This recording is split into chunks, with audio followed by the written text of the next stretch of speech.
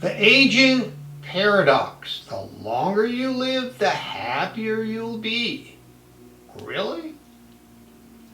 In his book, The Happiness Curve, Jonathan Rauch uses the capital letter U to illustrate human happiness, which seems to be consistent throughout the world where tens of thousands of people have been studied.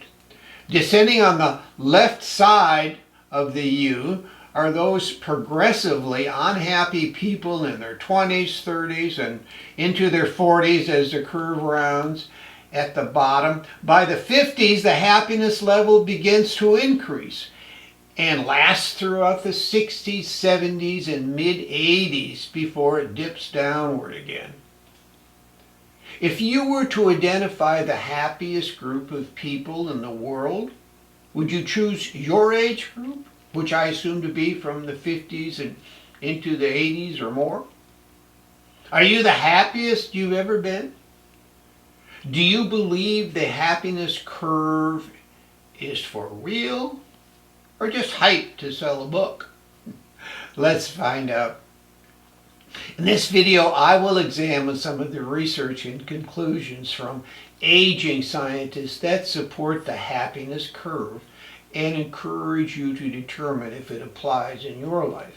If it doesn't, perhaps there are modifications in your lifestyle that will allow you to blend into this curve to which you seem to be entitled. Dr. Laura Carstensen, a social psychologist, is the current director of the Longevity Center at Stanford University. Early in her career, she decided to study residents of nursing homes, expecting to find high levels of depression and general misery. Instead, she discovered very happy and content agers, some of whom even had very debilitating physical disorders. Thus, the aging paradox was identified and unraveled.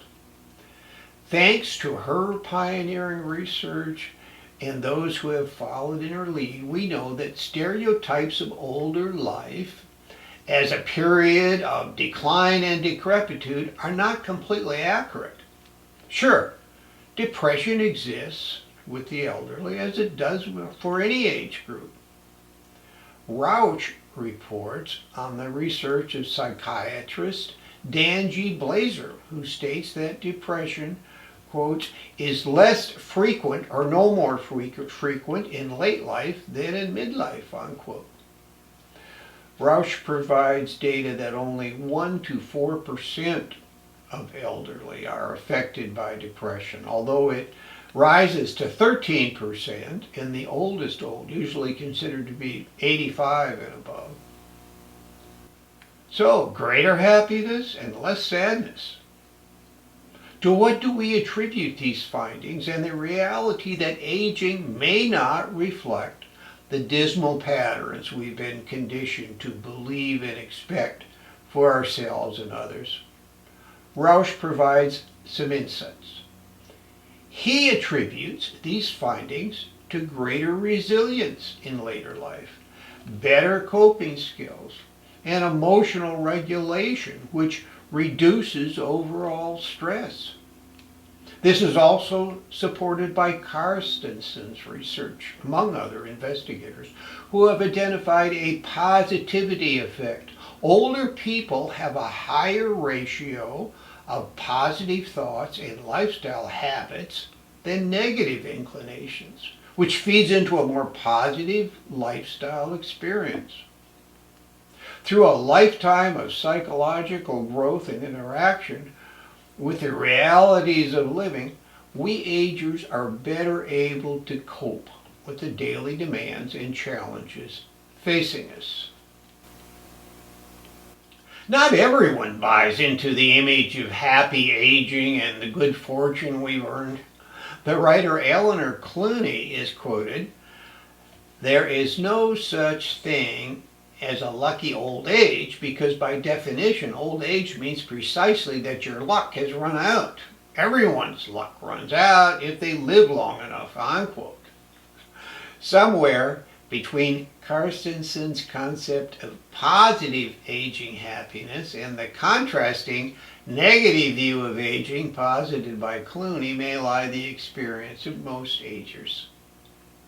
The statistics are solid when comparing the happiness reports of each age range, whether 20s, 50s, or 70s. Agers may not have fewer stressors in life, but we seem to have an advantage in successfully managing them. Besides the skills of adaptation, we have earned wisdom, which will be examined in future videos. If our lives are to match the research findings, we need to combine the happiness-inducing skills we now have with those we build as age reveals its effects. The Ager Plus Learns Decade Challenge will help you create and maintain the necessary elements that combine to create a positive and happy lifestyle. The PAL. Stick with us. It will be a supportive influence.